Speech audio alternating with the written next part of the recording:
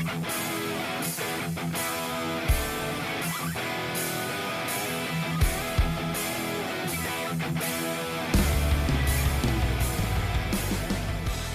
back into the Red Zone Podcast. My name is Colten Bartholomew, UW football beat reporter here for the Wisconsin State Journal, and I'm joined by longtime basketball and football beat reporter Jim Polzin. We're back with you after a week off. Hopefully everybody had a nice holiday and is getting ready for a nice new year.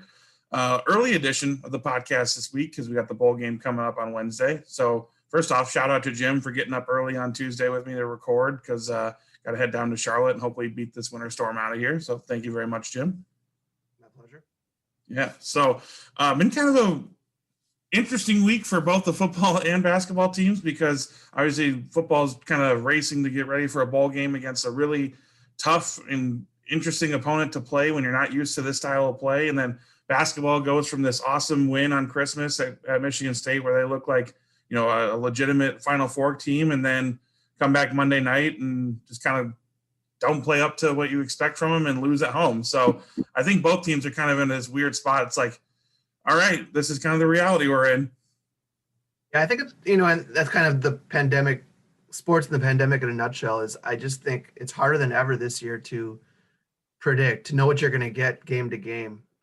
And certainly the basketball team showed that. And you know, this is one of the weirdest bowl preps I can remember. Like, I don't know, like I'm not getting a sense of enthusiasm and from talking to people that there's much excitement about this bowl. And so it's kind of weird. Yeah, for sure. I mean, I guess when you have a bowl matchup of two 500 teams that really don't have any history, and then it's the Duke's Mayo Bowl, not to hate on the prestigious Duke's Mayo Bowl, but I think there's some kind of, all right, well, at least it's one more game mentality. But to give you guys a quick rundown of the show, we're going to talk about the bowl game here with the football team. About this offense, can it get back on track when it's not going to have its top receivers? We'll get into it, but it's going to be similar to the offense that you've seen the last about month or so for the Badgers. And then on defense, Wake Forest runs a style that's pretty unique. I mean, it's up tempo and they do a lot of different things that you don't see on a week-to-week basis. So only having 8 or 9 days of prep for this game like the Badgers have had, it's going to be interesting to see how the defense kind of steps up to that challenge. And then we're going to talk about kind of what's the separator on both of those units and then make our picks for the game coming up there. And then we're going to talk about basketball as well. As we mentioned right there off the top, tough loss on Monday night against Maryland, coming off a really big win at Michigan State where the Badgers kind of showed what they could be on both ends. So as we've talked about many times, Jim, the Big Ten, as so far, we're seeing across the league, Northwestern's knocking off people. Minnesota just boat raced Michigan State on Monday night after knocking off Iowa as well. 9 teams are ranked in the Big Ten. It's just going to be crazy all year, I feel like. Yeah, I mean, 9 teams are ranked. So Maryland, I guess, on paper at best is the 10th team, the 10th best team in the league. And if that's the 10th best team in the league, wow, you know, because that's that team. And they lost 2 really good players, but they still have guys that have played a lot of Big Ten basketball. Right. Reagan and Ala, and they've got some really nice pieces around them. And yeah, so that again, that's another sign of just how deep this league is. For sure. All right, so we're going to get into all that stuff right after this. All right, let's start off with the offense here into this Duke's Mayo Bowl. Off the top, Wake Forest defense is not good, so that's a nice sign for the Badgers. Kind of, you're not going to play a Northwestern or an Iowa defense that's in the top 10, top 15 in the country. But you look back at the last performance for the Badgers offense, they needed overtime to do it, but they finally scored 20 points again, first time since early November for them. And I think the thing that really stood out to me was the last drive that Graham Mertz played before he gets injured in that game against Minnesota. He finally started hitting on some balls down the field, finally started, working the play action and looking like what a Wisconsin offense is supposed to look like. For the first half and the first drive of the third quarter, Mertz was just off. He missed open guys again. He's looking like he's the guy that's been playing the last few weeks. But that last drive that he played finally seemed like he was starting to get some confidence and showed that the quarterback that we saw against Illinois. So I think in this game with, even a little bit of extra prep, but against a defense that's not all that great, he's got to be that guy right away. I mean, I really do feel like this game's going to come down to how well Graham Mertz plays for this offense. And he's got to be the guy he showed that last drive against Minnesota from snap one on Wednesday. Yeah, I think you're exactly right. I mean, getting him in a rhythm early has been something that's been almost impossible to do, really since the Michigan game, and it's just so important to for any player to get in a rhythm early and get some confidence building early, and otherwise it just seems like here we go again. It's the same thing happening over and over, and you can't develop it into any sort of rhythm or get any confidence. So yeah, that would be beneficial. I think it's important that they get the ground game going too early. Sure. Check was really good against um, Minnesota. Jalen Berger's back probably. I think if they can get those two guys going and get some rhythm going in the running game, that only benefits Mertz's play action. Yeah, absolutely. And the thing that I've noticed with Graham Mertz in the last month or so, and it's what you want out of a quarterback, is that he puts a lot on himself, a lot of the blame, a lot of the when the offense struggles. So he says it's about his execution, things that he's not doing, and that's awesome. You want that. You want your quarterback to be accountable, but like, all right, that's step one. Step two is fixing those things, right? And it's the things that you're missing up on. Get out there and start fixing them. And I know it's tough in this year because it's not like they can do extra things on the side. Like it's basically get done with practice and then get away from each other so that nothing bad happens with an outbreak or somebody getting sick or something like that. So I understand that there's some aggravating factors in this, but at a certain point, it's like, okay, if you know that it's X, Y, and Z that are the issues, what are you going to do to fix those? And how can you do it even with the limitations you have? And you've got to kind of start putting on the field. Yeah, I think the bothersome part for about him, and probably I'm sure he feels the same way, is that he's missed throws that, there's no such thing as a gimme throw, but there are very high percentage throws that should be completions, and he's missed too many of those. Right. Really, really since the Illinois game, and and I think there's a certain comfort of not having, you don't have Davis and Pryor. Those are two pretty good security blankets, and I'm sure that affects things. And maybe he's trying to be too perfect at times. And this will all be stuff that develops over time and once he gets more experience. But I think he could do himself a world of good just by hitting on the throws that are there, and especially again, like if you do that early and build some confidence and get in a rhythm, I just think it makes it so much easier to go along from there. Yeah, one of the things they did against Minnesota that seemed to get him a couple of completions and start feeling a little bit better was rolling him out of the pocket and doing some things that maybe just make the read simpler or to just take out some of the decision making and say, you've either got to throw it here, throw it there, or you got to throw it away. It make it pretty simple what he had to do. So maybe that's what they do to start off to get him rolling a little bit on Wednesday. I think the big thing too is that the two passes that really seemed to get him going on that last drive he played was a corner route to Jack Dunn that gained about 20 yards that converted a third down, and up the seam to Jake Ferguson. Those are your two best receivers. And yes, obviously the other team knows it, but at the same time, Joe Rudolph and this offensive staff, they've got to scheme things up to make sure that those guys get as many open targets as they can, or at least as many chances at the defense as they can, because you're limited at that spot. Both sides know it, but you got to make sure that your best guys have chances to make plays. Yeah, and I throw DK in there too, right? They really need to get him going. I mean, and I know he's only a true freshman and he's had his moments, but suddenly he's one of their most experienced receivers and a guy you should be able to count on. I'd like to see him, get some catches early in the game and get things going with him. Yeah, and you mentioned Davis and Pryor not being back, and we'll see what the injury report says on Wednesday, or the status report says on Wednesday. Paul Chris pretty much confirmed on Monday during his press conference that they're not going to play. His exact words were they haven't done much in the bowl prep, and as we've seen, if you haven't been practicing, you're not going to play for this team this year. And I think the thing that's weird is that we didn't see anything on the field that would have suggested that Danny Davis was like seriously hurt. He took that touchdown on a jet sweep in against Michigan, and he was a little bit slow to get up there. And I watched the play back a few times, and there wasn't anything like in particular that I saw. And that touchdown put him up by a lot. So then when he didn't play the rest of the game, nobody really thought anything of it. It's like, oh, okay, it's a blowout. But now he hasn't played since then, and it doesn't sound like he's going to play in the bowl game. So you only got basically 2 games of your best receiver this year. And I think you dovetail that with the fact that Kendrick Pryor the next week looked to get a pretty decent shot to the head and hitting the ground after trying to catch a ball in the end zone against Northwestern.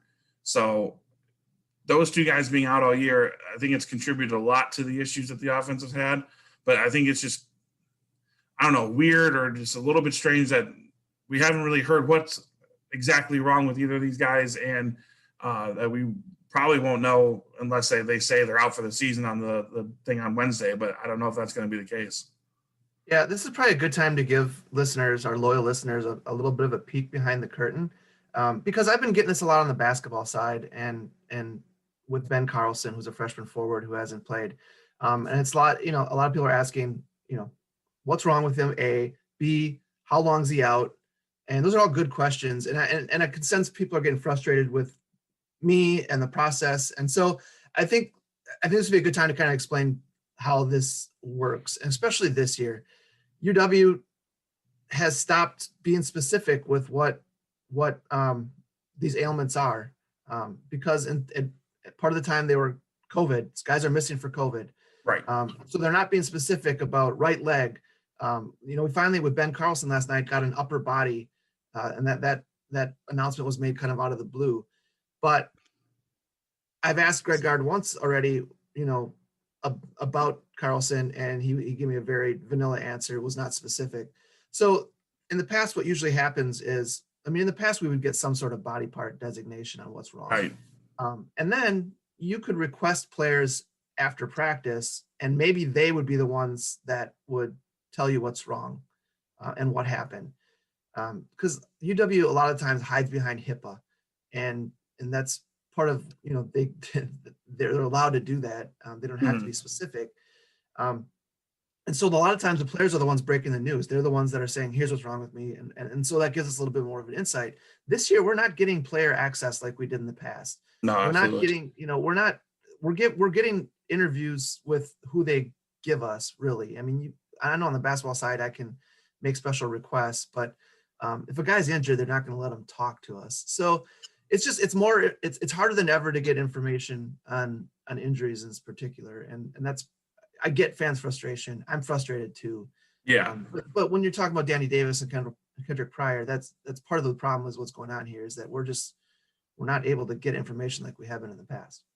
Yeah. And to your point about usually it's players breaking the news. That's how we all found out about Jalen Berger having COVID. It was like Graham Mertz was, just being a good friend, being a teammate, saying that he hopes he's okay because he knows what that is like. And you put the dots together. It's like, oh yeah, okay, you had COVID. Sounds like Jalen does. And then, UW confirmed it later on. But it's just one of those situations where, we don't get to talk to those kids. And then the times that we do talk to the players, it's with the full media contingent. It's very rare to get one-on-one this year. And then, like you said, sometimes the basketball, I got a few during the football season here, but it's tough when, they know that, player X is out and people don't know why. They don't want to be the person that spills the beans over, with everybody watching. So it's kind of just one of those things where you're at the mercy of what happens to slip out or what you can find out behind the scenes. But then on top of that, you don't want to be wrong about an injury or an illness or like something like that. So even if you hear something, it's not like you want to run right out and tweet it out or report it. So it's definitely been a weird year in that way. And yeah, I'm with you. The frustration there where it's, especially important players like Ben Carlson's a guy that they wanted to see in the rotation, right? And obviously Davis and Pryor that we've been talking about, your top two receivers and playmakers. So yeah, it's definitely been a frustrating year in that sense. And we talked about it a second ago, but Jalen Berger is going to be able to play. It sounds like he's been practicing with the Big Ten changing the rules. Hey, Wisconsin folks, you can't say that the Big Ten bends only to Ohio State. This helps you a lot. Jalen Berger getting the 17 days instead of 21 with the COVID restrictions is going to allow him to play. If it was still 21, he wouldn't be able to play. So that's a help for the Badgers here. And I think this is a week when you look at this Wake Forest run defense, they haven't played an offensive line like Wisconsin's outside of Clemson. And then you can maybe say North Carolina, but North Carolina's run game is mostly built on speed and getting to the outside. It's not the straight vertical, like we're going to attack you and get to the second level like the Wisconsin offensive line is. So I think this is a week that, assuming Jalen Berger is, 80 to 90% of what we've seen in the past, that we finally see a big run out of him because, I think his longest rush of the year is like 24 yards. He had another 25 or 26-yard run that got called back for a hold. So I think we've seen the glimpses, and we know the speed that he has just from, as a recruit. But I just think this is the week that it kind of finally all comes together for this offense, and he pops one for 40 or 50 or something like that. Yeah, I said before that people aren't very excited about this bowl game, and I'm in that crowd, and I hate to admit that, but I'm just it's hard to generate much enthusiasm for this bowl game. But one reason I want to watch is because I really want to see Jalen Berger again. It was just started to get excited by him and his potential before he got COVID, and you can see why they love him. You can see why he was a 4-star recruit. He's got some wiggle in him. He turns 4 and 5 yard gains into 12 and 13 yard gains, and right. And so I think he's really going to be a good one. And so I think it's important to kind of use this game as another stepping stone into next season, and certainly for this offense, they need as many dynamic playmakers as possible, and not having him, has been a big loss. So that's really probably the one guy. If you ask me who I most want to see in this bowl game, Jalen Berger is it. Yeah, no, I'm totally with you there. One last thing on this was Wake Forest defense against the Badgers. The big thing is going to be third down, and it's so cliche. Everybody knows third down is the most important down, blah, blah, blah. But this is a bad defense on third down. Or excuse me, this is a bad defense on third down where they allow 43% conversions. But Wisconsin's offense has been horrendous on third down the last month or so, and that compounds the fact that they can't really extend drives because they're getting into 3rd and 7s, 3rd and 8s, which are hard to begin with. And then when you got the issues that they've had on offense, it's just not clicking. But even against a bad defense last week in Minnesota, Wisconsin was only 4 of 12 on third down. And 2 of those conversions came on one of the touchdown drives. So it's pretty clear, like when they can extend drives and get kind of rolling a little bit, they can still be pretty good. But just the opportunities they've had to do that are few and far between. This is a week that you've got to get yourself in better third down situations and then convert them. And I think it goes back to what I said off the top is getting Jake Ferguson open. I think you've got to start doing some things or do a couple of things that maybe aren't as predictable with him, because a couple of things that were just money for Jack Cohn last season, that some of the quick outs to Jake Ferguson, those seam routes, haven't always been there. Teams have really committed to stopping those and trying to make Wisconsin beat them in a different way. But I think you've got to get Jacob Ferguson in some different routes and some different things, maybe split him out a little bit and challenge the defense that way. But just try to get him open in some different ways, because he's your most dependable target. And I don't know if you saw this, Jim, yesterday, but sounds like this is going to be his last game. He was asked about, his future, and he said just one line, just focus on the Duke's Mayo Bowl. To me, that sounds like I'm probably leaving, but I don't want to talk about it now. Yeah, and I kind of have gathered that all season. I mean, it doesn't surprise me all that much. And I don't know. I haven't looked. You're probably way ahead of this stuff on where he's projected even. So I guess it doesn't surprise me all that much. Going back to your third down point, like with any third down stat, so much of it is what happens on first and second. And I think a lot of times these guys aren't putting themselves in position to have a shot even on third down. You really want to avoid those 3rd and 7s, 3rd and 8s and longer. And so, it's just, you got to win first down, first of all, and then, make some stuff happen. I do think like having a guy like Berger back, like we've kind of harped on this all season long, the lack of explosive plays and no chunk plays, that hurts. And you just can't, it's hard to plot along for 14, 15 plays. So I think having Berger back to break 1 or 2, would be huge for this offense. Right. And this is not, with the injuries that they have and some of the other issues, this is not a team that's going to succeed just straight dropping back every play. And then when you're in a 3rd and 7 situation, it really eliminates a lot of the run options you can do. And I know we've seen a couple of times that, on draws, Garrett Groshek might pick it up or things like that, but those are tough. So I think if you get in some of those more 3rd and shorts and at least give yourself a chance to run the ball, and like you said, Jalen Berger, if it's, there's a huge difference between 3rd and 3 versus 3rd and 6, like making sure that you get some of those shorter third downs and convert some more of those is going to be really big for the Badgers. So one more thing, Colton. I got one more thing. Do you think they'll be running over to the sidelines to get the plays this game since it's a non-Big Ten opponent. I mean, we've talked about this, and no one's really explored it, but how much of a difference do you think that makes just in terms of pre-snap shifting and stuff like that? I mean, it's cutting time out of what you can do, really. Yeah, they were better about it against Minnesota than they were against Iowa or Indiana. I kind of went back and just watched the play clock element of those. They were better about it against Minnesota, getting them in quicker. I think they'll still do it just because that seems to be the rhythm of it. I think in part two, they're trying to slow things down a little bit, like intentionally for Mertz, give him some time between each play to kind of reset himself. But I also think that they were better at getting more time, and they were able to shift a little bit more against Minnesota. But this week, I think especially, and we're going to get into it with this defense against Wake Forest offense, they need to be slow. They need to make sure that, if the defense gets off the field, that they're rewarded with a break, because Wake Forest is going to go so fast. So I think this is a week that it probably benefits them that they're going to be a little bit more methodical and take some more time between each play. Because even if it's a 3 and out, at least you gave the defense 2 or 3 minutes of game time that they're not on the field. So I'm with you that I think from a general standpoint, it's not a good idea, and they got to get away from that next year. But I think this week in particular might help them out. Yeah, and I think the unfamiliarity should help a little bit too. Like, Wake Forest, you can watch this, you can watch film, and you can run a scout team out there and mimic some of the stuff that Wisconsin does. But, there's a lot of dressing up, and, I'm curious to see how Wake Forest responds to some of that. It's different until you see it in person. And, I'm curious to see whether just the lack of familiarity, because these Big Ten teams know each other. They know each other inside and out.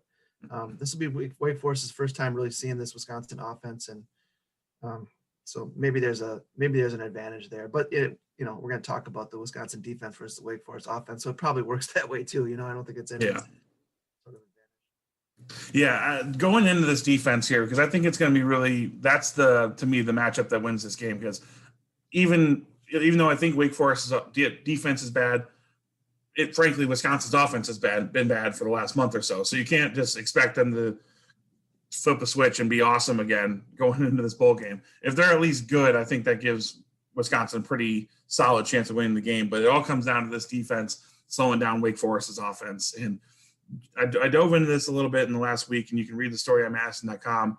The pace that Wake Forest plays at is it's not just fast. It's like top of the conference or top of the country fast. It's 75 plays a game. That would have been second in the Big Ten. And that's only to Penn State.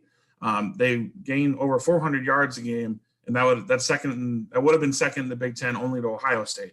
So the big things for Wisconsin this week on defense are getting third down stops, which they're one of the best teams in the country, or the best team in the country in doing. So you can kind of depend on yourself there. But getting third down stops so that they can't because a lot of times what Wake Forest does, they get that first down, then they start going total no huddle, basically getting they have multiple guys calling in plays or calling in the signs from the sideline, get up to the line, look over real fast, and go. It's usually within 15 seconds. So that really challenges your defense to get set, get a line, and get their call in. So if you can get off the field on third down, you avoid Wake Forest from doing that. And then on top of that, if you, in the pass game, get some incompletions, pretty much every time there's an incomplete pass, Wake Forest does what you'll see a lot of times in college football, where it's no huddle, but it's a lot slower. It's multiple looks over the sideline. It's shifting some other things a little more traditional that gives your defense some time to get set. So those are my I would say the two biggest keys. And if Wisconsin's kind of showed us anything, is they get into third and long, they get stops on third down, and the question then kind of becomes, can the secondary hold up and knock some passes down and create incomplete passes? Because, Minnesota, frankly, I was surprised how committed they were to running the ball. I know Ibrahim was doing well, but pretty much every time they ran those deep slants, they got completions. So I was kind of surprised Minnesota didn't continue to attack that. I know Wake Forest is looking at that on Wednesday as a place that they can attack Wisconsin. Yeah, I would certainly test this secondary deep. If we've seen anything, it's that even if you don't complete the pass, there's a pretty good chance you'll get a pass interference call. Right. The secondary. So yeah, I would if I'm an offensive coordinator, that's what I do is I test this team deep, certainly. And I'm with you. I'm a little surprised Minnesota didn't try that a little more often. It seems that they got away from what was working to some degree, and it was weird. I walked away from that game thinking it was bizarre. Yeah, and it's funny because Mo Ibrahim had like 150 yards or something like that. Yeah, so it's like, you feed that guy because I don't even think he had 20 carries. So he had an awesome game, but to me, it was every time that Morgan pulled the ball out of his stomach and threw it, 10, 15 yards down the field, it worked. So I thought, especially when you look at the separation Minnesota receivers are getting, that they could have kept attacking that. So I think Wisconsin caught a little bit of a break there. And to be fair, I think they also rattled Morgan with some pressure, and maybe that's what Minnesota saw. It's like we're getting 6 or 7 yards of carry, and we're getting Morgan hit a bunch, so maybe there's a trade-off there. But I think that kind of carries over to this game because Wake Forest does some things that are similar, and we'll get to that in a second. But that's, to me, where the big test comes for these corners is they've got to stick to these guys a little bit better and at least contest these passes because they're going to be pretty similar in that their RPO looks, it's relatively quick passes. So you're not going to have a ton of time to recover when they do drop back and throw. The other thing I'm looking at is turnovers are so important, especially in bowl games. And this Wake Forest team they don't turn the ball over very often. Their quarterbacks have 11 TDs, 1 interception. I think they've only fumbled 5 times. Right. It's just, they're 4-4 despite being pretty good in plus and minus on turnovers. And I don't know what that exactly says about them. Yeah, the thing about Wake Forest's offense is that schematically, if you run what they run, you're going to put up yards and you're gonna score like that. The way that the amount of plays that they do, the amount of shots that they take down the field. I mean, they're averaging something like 14 yards an attempt. And that's not even per completion; it's like a per attempt. So you talk about the explosive plays that they can generate because they do have some talented skill guys. It's going to work, but it's all kind of based on a defense being confused. It's being out of position and being simple. So that's really the test for Wisconsin is can you make sure that you're doing some of the disguises that you've been doing all year, doing the pressures that you're doing all year at an accelerated pace, because that's really what Wake Forest is trying to do. They're trying to sprint up to the line, make you declare what you're doing, and then attack it with whichever route combination, whichever side is the best versus man or best versus cover 2, whatever it ends up being.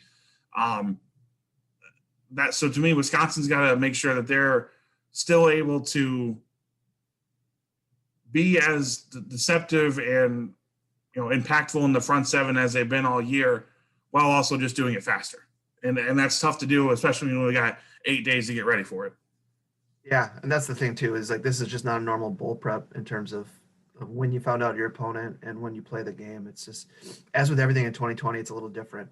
I think we found out that preparation maybe is a little bit, I don't know if overrated is the right word, but we had Big Ten teams that were willing to switch opponents on a Tuesday, and all we hear about is preparing, and they were so desperate to play games this year that they were willing to change on the fly. So maybe there's more. Maybe that's a little bit more is made of that than should be. What I want a quick tangent. Dave Clawson interviewed for the Wisconsin job 8 years ago. I did that story on him. Right. It interests me that they do run this system, and that that this would have been very non-UW like right. in terms of system. And Gary Anderson was that way too. Some of the guys that Barry was interviewing back in 2012 were completely different than what has traditionally worked at Wisconsin. I mean, Gary Anderson his offenses were spread. Matt Campbell, I guess he didn't interview Matt Campbell, never mind. But Clawson was a spread. So it's interesting that, Clawson thought that interview went really well, but didn't get the job, obviously. But, the fact that Barry Alvarez was even looking at guys like this is interesting to me. Yeah, it really is. It kind of shows that at that time he thought we have to modernize. We have to kind of catch up offensively, and then sees 2 years later, well, that didn't work.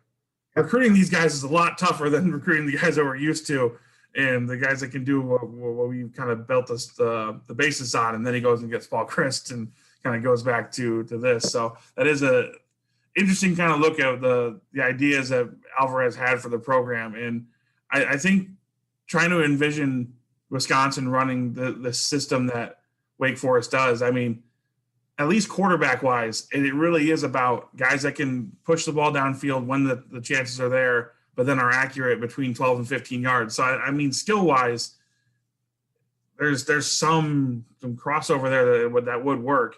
The problem is Wake Forest's quarterbacks run a lot more, because we'll get into it in a second here, but it's a lot of RPO and quarterback option type of runs that I don't think they tried under Anderson, as we saw, but I don't think they're going to consistently get a lot of those dual threat guys to come here.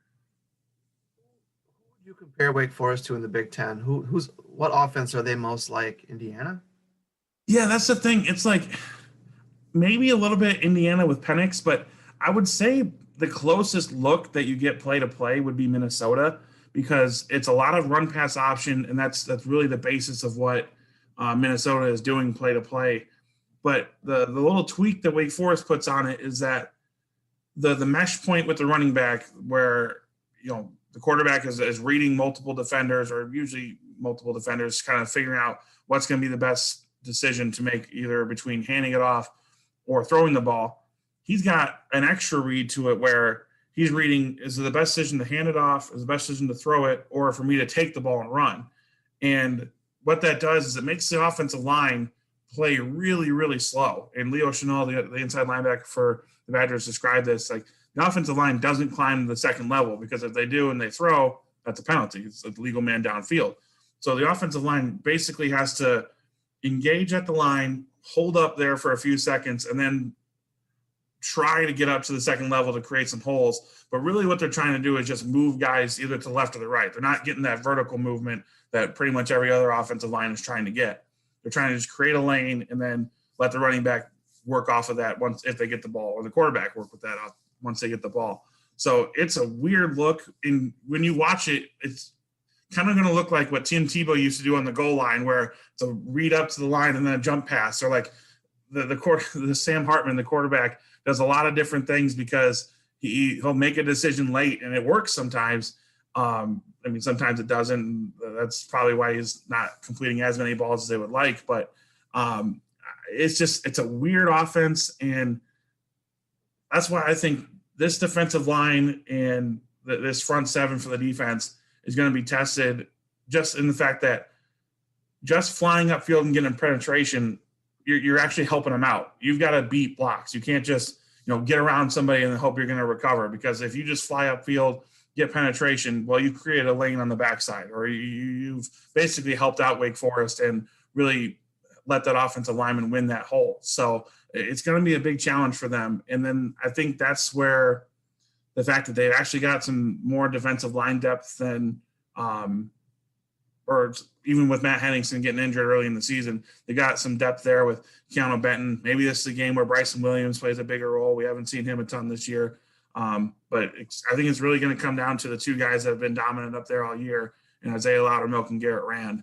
And they really controlled the line against Minnesota. And if they can do it again, it bodes really well for the Wisconsin defense. You're starting to get me more excited about this matchup. I'll good job. Thank you. I find it really interesting with what Wake Forest does, because I just think like the level of athlete that you're getting at Wake Forest, just increase all those guys a star, right? Like, let's say you ran this to Ohio State, let's say you ran it at Clemson or something. I think this offense would be awesome in that type of system. But it's clear the idea is we are not going to be able to get those guys. We've got to confuse defenses and beat them that way. I think the best game, if you want to watch a game to kind of get an idea of what Wake Forest can be, go back and watch this North Carolina game, because North Carolina is a similar team where they're pretty much all offense, no defense. And Wake Forest, that was their best game. They scored like 53 points in the loss. Yeah, but they were just flying. Yeah, they were flying up and down the field, pretty much getting every look that they wanted. So I think I mean, they're going to have a much tougher defensive challenge against Wisconsin, but that's the game if you want to watch this offense and kind of see the grand scheme of it, what it could be, and then imagine it with some better athletes and some better linemen. That'd be the game, that North Carolina game. Yeah, like you said earlier, though, playing keep away, Wisconsin's offense playing keep away would just is so important in this game. They can't have 3 and outs. They can't, it can't be a punt fest. Or I really do think that at some point the defense will get worn down. Yeah, that's the thing. It's Wake Forest is trying to play for a volume, basically a volume versus quantity or quality offense where, you know what, you might stop at 60 plays, but we're going to run 80, right? So that's the mentality that they have. So as a Wisconsin, both sides, you've got to make sure that you give the defense enough chances when they do get stops to get some rest and to stay fresh out there. And that's where I'm a little bit worried about some positions like inside linebacker and corner that don't come off the field. You know, Jack Sanborn and Leo Chenal have been awesome all year. We haven't specifically gotten an answer from him, but I don't think Jack Sanborn is going to be on the team next year. I think he's going to be on an NFL roster. But they have been awesome all year, and they don't come off the field. The last, I think, 3 or 4 games, they've only come off when they were down. Like the Iowa game, late in the game, they came off. Indiana, I think Chenal got a little bit shaken up on one play, but they don't come off the field unless there's something, significantly wrong.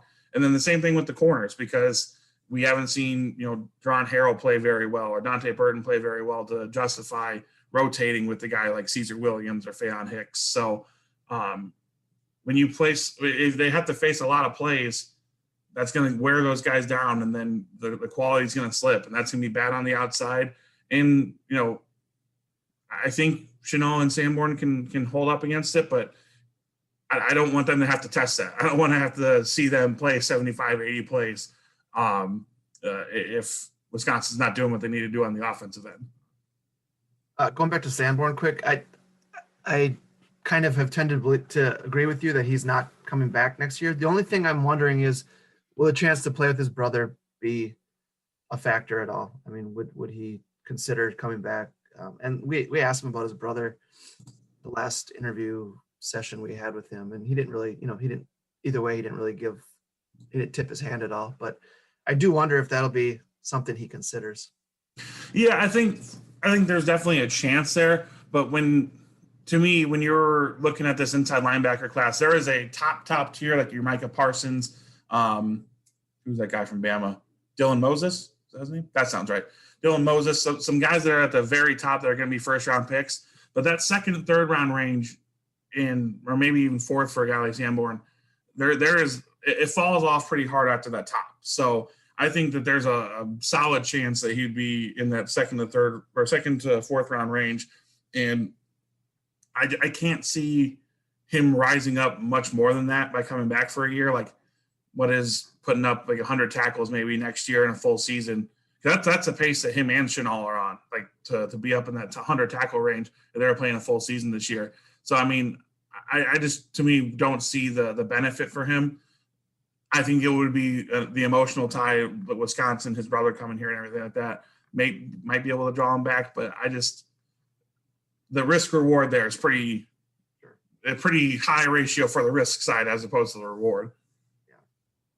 And one last thing on this defense that I think is important, they've got to get home on pressure. I've been saying it all year. They've been getting a ton of pressure. They've been getting blitzers free.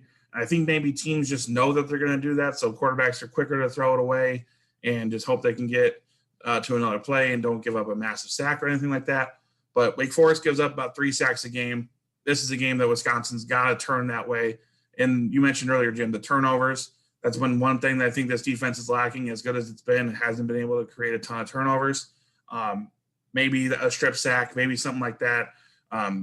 Gets his offense an extra possession, gets them in good field position, and kind of swings the game that way, because this is an offensive line that really shouldn't be able to handle Wisconsin's front seven.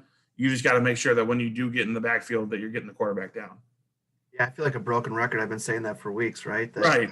But you're right. It's true. Like this is, if you're at this defense, you see, hey man, if we don't make a big play, like you go back and look at the Minnesota game, Eric Burrell makes an interception in the end zone. If not, Minnesota scores there, and that's the game, right? I mean, that's an extra score when the game went to overtime. So this defense has to basically play out of its mind to make sure that they give the offense a chance. So the way that the offense is playing. Yeah, I think, and I've always thought like turnovers are, it seems like you get one and then another one comes. I mean, it seems like there's momentum sort of thing to it.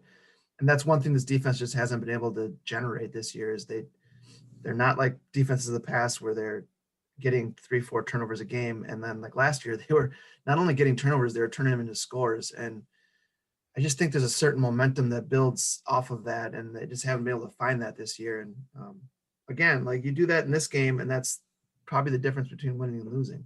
Right. All right, Jim, make a pick here. Wisconsin is a 7.5-point favorite as of late Monday night against Wake Forest in this bowl game. What do you got? I take Wake. I think Wisconsin might win this game, but for some reason, Vegas has just loved Wisconsin down the stretch here, and I don't get it. I really don't. Like the Minnesota line was confusing. The Iowa line was confusing. The Indiana line was confusing. This one's a little more, I think, closer to what I expect it to be, but I just think unfamiliarity and the fact it doesn't matter because there's not going to be like the place is full, but the fact that this game is closer to Wake Forest, I mean, it's essentially a home game. Yeah. I think that makes a difference. I think the big thing in this game is motivation. Like which teams wants to be there, and this is not the normal bowl prep. These guys aren't arriving days early and enjoying themselves. So it really is like just a regular game. And which team can do a better job of being motivated and playing through that. And I just think it's going to be a closer game. I would think if I had to predict, I think Wisconsin's going to win by 3 or 4. I am in lockstep agreement with everything you just said. The respect that Vegas has given Wisconsin with these spreads, I think, is entirely on this defense and just how good it's been. Because metrics wise, you look at some of the things like total defense, the third down, some of the pressure rates that they're getting, some of the advanced stuff. Like Wisconsin shouldn't be 500. I think anybody that's been watching this team knows that this team is not a 500 team. It's better than that. It's just played poorly into some very key moments. And then those swung games. But I'm with you. And the biggest thing to me is Wake Forest has been down a ton in games and rallied back. And that's an experience level that, Wisconsin really, since the Illinois game, or I guess the Michigan game too, hasn't had a big lead to defend, right? So this defense just hasn't been in that spot where they're in a big lead or having a ton of leads in the last month or so. So was Wake Forest the team that's going to rally back, and I don't see Wisconsin's offense generating enough big plays to make a big lead like that. So even if, let's say, Wisconsin were up 10 or 14, Wake Forest is going to be one of those teams that comes back. Even if this is a backdoor, I still think 7.5 is too much. I think at best Wisconsin wins this game by a touchdown. So, I mean, you get that hook anyway if you're going to bet Wake Forest. So I think Wake Forest plus 7.5 is the move there. And the big thing for me is you look at the fact that Wisconsin has scored, 40 points basically in the last 4 games. And then combine that with the fact that Wake Forest has only played once in the last month. There's the rest versus rust argument. I don't think that not playing has helped Wake Forest by any means. I mean, 2 of their best players opted out because of all the cancellations and things like that. So that hurts them. But I just don't see the formula really for Wisconsin to have a blowout win. The only thing would be, let's say, just the offensive and defensive lines just dominate this game on both sides. And that it looks like an old school Wisconsin game against a lesser opponent. That's really the only way. But I still think Wake Forest finds a way to keep this one close. What was your pick? Can you give away your pick that's going in the? Oh yeah, I mean it's going to be up soon anyway. So, what was it? Oh shoot! All right, I actually put Wake Forest the Badgers by 10 in the paper, but that was also before Danny Davis and Kendrick Pryor were announced out. Yeah. So I'm going to attribute those extra points to them because it sounded like at least early on that they were hopeful that Pryor and Davis were going to play. So I had 10 in the paper. You'll see on Wednesday, but I think it's going to be closer than that now that we have the injury report kind of settled up there. That is another sign, though, of just how hard it is to make predictions, especially like your Yeah. predictions got to be in days early, right? I mean, Yeah. like that's another behind this. That's another kind of showing readers and listeners of what goes on behind the scenes is that we have to get stuff in so early because they need time to design it and produce it, and so things can change. Like you can predict something based on who you think will be in the lineup, and then 2 days later find out they're not in the lineup, and that's worth a couple points. That's not a stretch. Yeah, absolutely. All right, Jim, let's jump into basketball here because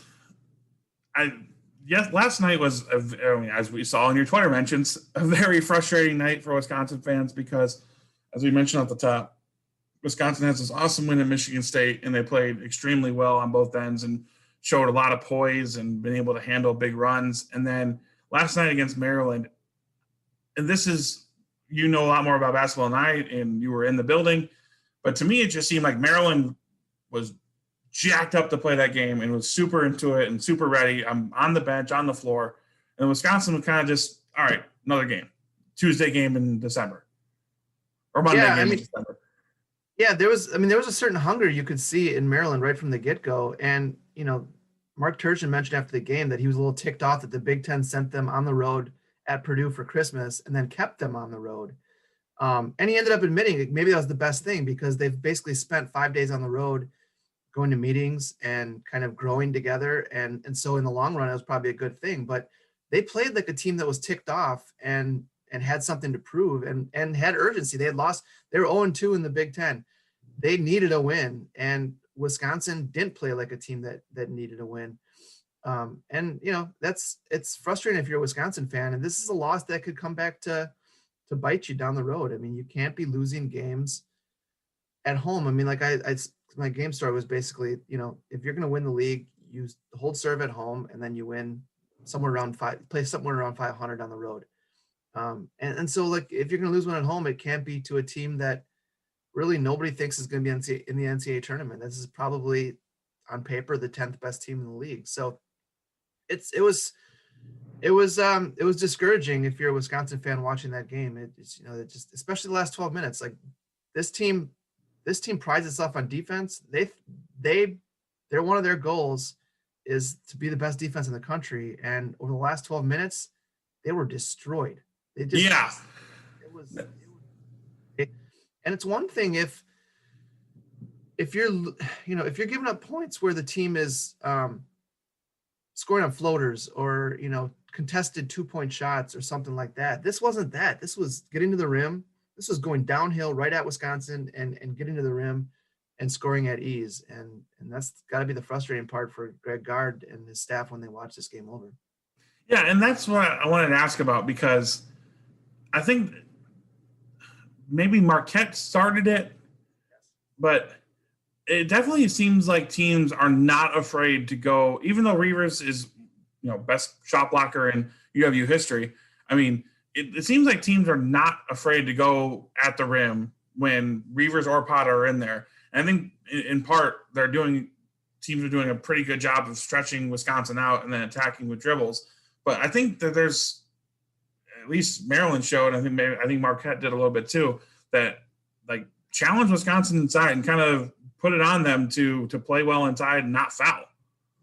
Yeah, I agree with you. I mean, and not to overreact to one game or two games, but that if you're looking at what is the ceiling for this team, I think those two losses kind of show you that if they run into teams that are athletic, where they've got 6'7" wings that can go downhill at you, Wisconsin has a hard time defending those teams. Like DJ Carton late in that game at Marquette drove right at Dimitri Trice basically and got in the rim a lot and finished. Justin Lewis had a big game that day. And last night it was Wiggins and Ayala and Dante Scott was really, really good. Like Greg Gard said after the game, Dante Scott's basically a 3 and he's playing a 5 in that system, surrounded by 4 guards. And when Maryland was knocking down their shots, it makes it even more difficult because I remember one play in specific where Aleem Ford's the help defender and he doesn't know what to do. Do I stop? Do I go help and stop access to the rim? Or do I keep an eye on the guy I'm guarding and he's on the 3-point line? And he was kind of caught in between. And ended up being a kick-out situation where Maryland knocks down a three. So it's kind of like pick your poison, and they lost that one. So yeah, I mean, like, the blueprint's out on what type of team will give Wisconsin fits, and they're going to see those types of teams in the NCAA tournament. And so you kind of wonder what the ceiling is for this team. I think it's still going to be a team that contends for the Big Ten title, but the wrong matchup in the NCAA tournament, and it could spell trouble. Right. And I want to ask you about the offense too, because I think in part, the defense had its struggles, but Maryland also just was unconscious that last 12, 13 minutes. They were making everything. But it was weird to go from what we saw on Christmas against Michigan State offensively, where everybody's filling it up and the ball's moving really well. So then last night, it seemed like Dimitri Trice was really the only one that was going to be assertive. And he shot 3 of 6 from deep, so that's pretty good. But I don't think he was exclusively looking to shoot. He was doing a pretty good job getting toward the rim and, kind of putting Maryland's defense, challenging Maryland's defense that way. I just felt like there wasn't, I don't know if aggressiveness is the right word, but it just didn't seem like there was a lot of assertiveness on offense from a lot of the rest of the guys.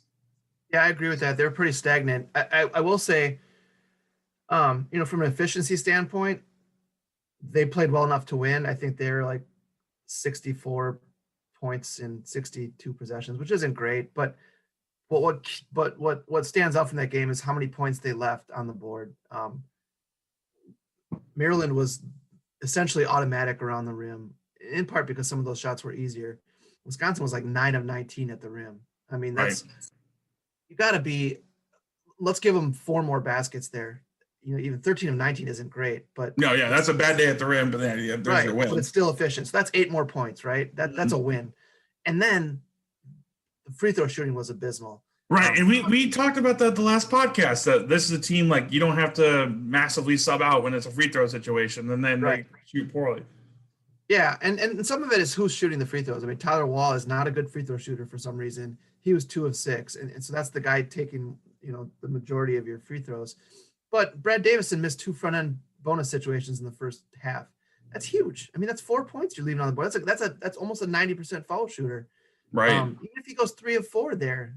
And Tyler Wall goes 4 of 6, which isn't great. I mean, again, like these are points that add up. So at the end of the day, you're leaving 12, 14 points on the board. And it's like, you're giving the other team a chance to stay in the game and get confident. I think that's exactly what happened. Maryland just got to the point of the game where like, hey, we're still in it. Let's go get it. And they did. Yeah, no, absolutely.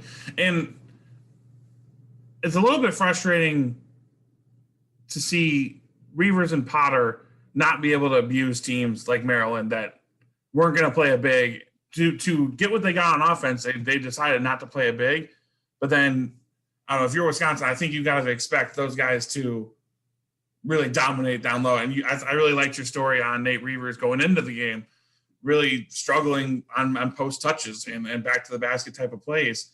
And it's like, hey man, you're going to have to do this. If this team's going to be a Final Four contending team, like you have to do this, especially against some of these teams that aren't playing big against us. Yeah, like Greg Gard said at the game, like there's advantages to going big and there's disadvantages going big, and the disadvantages on the defensive end where Nate Reavers, like if you keep Potter and Reavers in the game last night together, one of them has to guard Dante Scott, which is a mismatch, and the other one's got to guard like Wiggins, which is a even bigger mismatch. And which is one thing if you're giving up something on the defensive end, if you're making up for the offensive end, but they're just not converting around the rim well enough, or even getting those guys the ball in scoring position well enough to make a difference to even those things out. And so Gard was going to go no bigs last night. He was leaning towards a no big lineup, and then suddenly Reavers comes to life and scores 8 straight points for the Badgers, and he left him in there. But and I don't know exactly. I didn't have a chance to ask who he would have gone with, whether it was Ford at the 5 or Wall at the 5. But that's how desperate he was. He was, Greg Gard was searching last night. He was trying to find lineups that work, and that's 10 games in the season. That's still something that is a work in progress, is finding the right lineups. And I think we were talking about this before we started recording, but the fans want Jonathan Davis, and he only played 7 minutes in the second half last night. And I got to go back and look. I know Davis picked up 3 kind of silly fouls, bang, bang, bang. And I don't know if that's why Greg Gard took him out of there, if he thought the moment was getting too big for him. But But in a game where you're really missing athleticism, and that's it's very apparent that the other team is more athletic than you and beating you in that area, to not have your most athletic player on the floor, was telling. And I think from this, I think if there's a takeaway for Greg Gard from that game, it'll probably be that, you got to get Jonathan Davis on the floor somehow more often. Yeah, no, it's probably, there's a reluctance to take Davison off the floor, Brad Davison, and I get that, because even when he's not playing well offensively, his communication on defense has, the numbers dictate this. The points per possession when he's on the floor over the years have been so much better, because he's kind of the glue guy and does little things that, all of us can't see and don't, they don't show up in the box score. But Brad Davison was not anywhere near himself last night. And, yeah, he had a rough one. Yeah. So do you play Davis for Davison in that situation? I don't know, but I think that's something that Greg Gard's probably got to figure out here and soon. Right. And I mean, as we talked about off the top of the show, there's no real chance to get right. You've got to figure it out in the next couple of days here, because Minnesota is going to come to the Kohl Center on Thursday, and they're coming off 2 giant wins. They beat Iowa at home, and then they ran Michigan State off the floor last night. I don't know if you were able to catch some of the highlights, but they put them down like 30 in the first half, I believe. They were down 20 at half. I mean, it was a thoroughly dominant win, and I think people thought Minnesota was going to be all right this year, but when they looked at the league as a whole, they were like, well, somebody's got to be toward the bottom, and Minnesota's going to be one of those teams. But then they pull off a week like this, and if you're Wisconsin, it's like, all right, that's not the momentum you want going into this rivalry game. Well, one of the things that I kind of discounted Minnesota when I did my predictions for the season, and one of the reasons why was that they have so many new players, so many new faces, and I'm like, in a pandemic where everybody's talking about how the offseason was so reduced in terms of guys being around each other and playing together, I'm like, that's got to hurt a team like Minnesota, right? There's no continuity there, right. And they've completely proved me wrong. And I watched the whole Iowa game, and they're good. They've got some really nice pieces. Marcus Carr is a all Big Ten player, and he's got some guys around him that are good. So yeah, they have surprised me. They're better than I expected. I feel so stupid. I'm driving to the game last night, kind of playing out Wisconsin's schedule in my head. Then they were already 2-0 in the Big Ten. I'm like, you really should beat Maryland and Minnesota at home. You go to Penn State, you should win that game. And you got Indiana coming in. 6-0 start in the Big Ten is it was on the table, yeah. Right? Yeah. And now you're 2-1 and facing another top 25 team, and then going on the road. And it's like you said, like, things can get away from you in a hurry, and Wisconsin's got to make sure this one loss doesn't turn into a losing streak. Sure. A little bit more positive here to end the basketball segment. I want to ask you just kind of your takeaway from the Michigan State game. Jim sacrificed his Christmas with his family to go give you people coverage of Michigan State. So applaud him for that. But then my family's doing the most applauding. Sure. But what do you take away from that game? Because as I'm watching it, I just think, I thought that was probably the height of what this team could be from a full team standpoint. Just everybody was getting involved on both ends. You were getting runs from Jonathan Davis. You were getting, solid outside shooting. And then I thought the biggest thing was their reaction to when Michigan State would take a lead or would, they'd go cold a little bit from offense on the offensive end. The way that they bounced back from all of those and then really took it to them down the stretch, that was, to me, like that is like what the height of this team could be when everything's kind of going right. Yeah, and not to get negative, but that's kind of what I expected last night. I mean, things were getting dicey in the second half, and I expected a veteran team to buckle down and execute offensively and be better defensively. And I don't know, is there a hangover effect from that game? I don't know. I mean, you win a big game, you finally win at Breslin Center for the first time in almost 16 years or 17 years. Was there a carryover effect? Was this team tired? Greg Gard thought his team was a step slow last night on both ends of the court. Were they gassed from putting everything into that Michigan State game? I don't know, but you're right. That when I talked before about the ceiling of this team, you look at that game and say, the Michigan State game, and say, this is who they can be. In a nationally televised game on a holiday, they were impressive, especially offensively. So that's who they could be. But now I'm starting to wonder whether that was more a Michigan State thing than a Wisconsin thing, because we've seen when you combine that and then last night at Minnesota, Michigan State doesn't look as strong as we may have thought. And Northwestern. I mean, Michigan State lost at Northwestern. Their defense was terrible. They won a home game against Oakland where their defense was terrible. So I think Michigan State is scuffling defensively right now, and teams are taking advantage of it. And so I don't know. Does that take away from the win on Christmas Day a little bit? I don't know. But certainly I walked away very impressed with that team that day and just how they took care of business on the road. And, I think it's too, we kind of wondered how road games are going to be this year. And whether it was Maryland last night kind of creating their own energy, or Wisconsin, on Christmas Day at Michigan State, I guess I've been fighting this, but I guess it's easier to win on the road. And there's no crowd there in your face, and probably a little bit easier to execute. And we've seen that kind of this last week.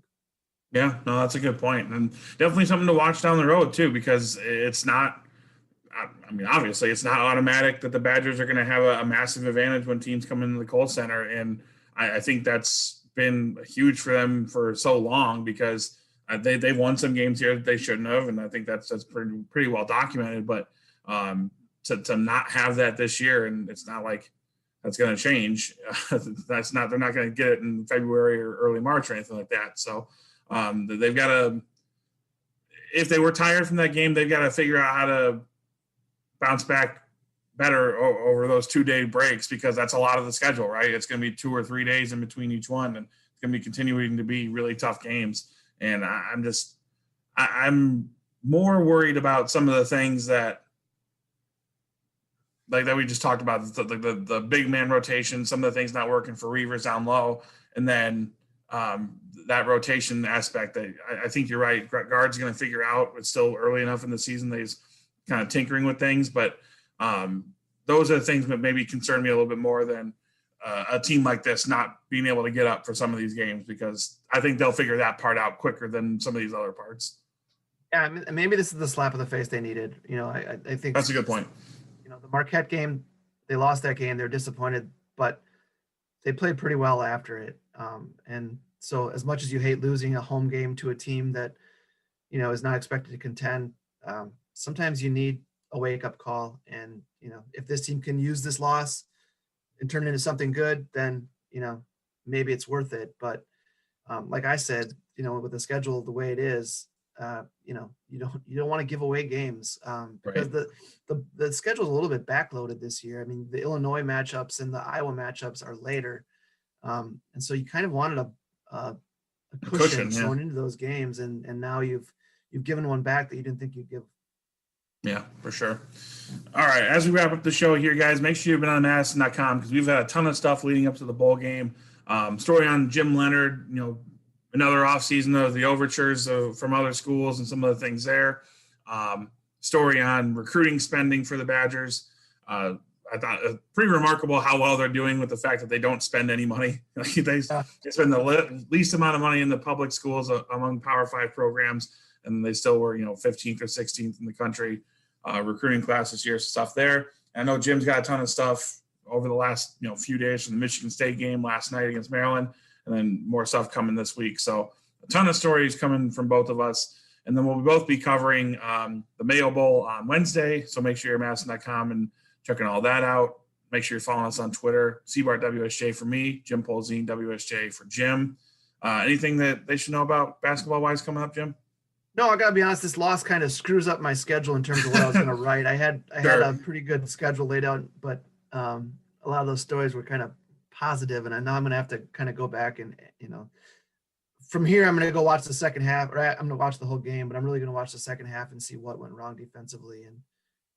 And I think, like you mentioned, getting into the lineups thing, I think there's 10 games in the season, you kind of should know who you are. And I still think they're figuring out who their best lineup is and how these two bigs work together. So I'm going to kind of jump into that full steam. All right. So what Jim's telling you is that he's going to write the expose of why Johnny Davis should be playing every minute and allay all these concerns. What Jim is telling you is he really doesn't know what he's going to do the next couple of days. So I'm going to be in scramble mode. All right. Well, Good stuff as always. Thank you so much for jumping on early, Jim, and getting this done with me. For everybody else, I was Jim Polzin. I'm Colten Bartholomew. Thank you very much for listening.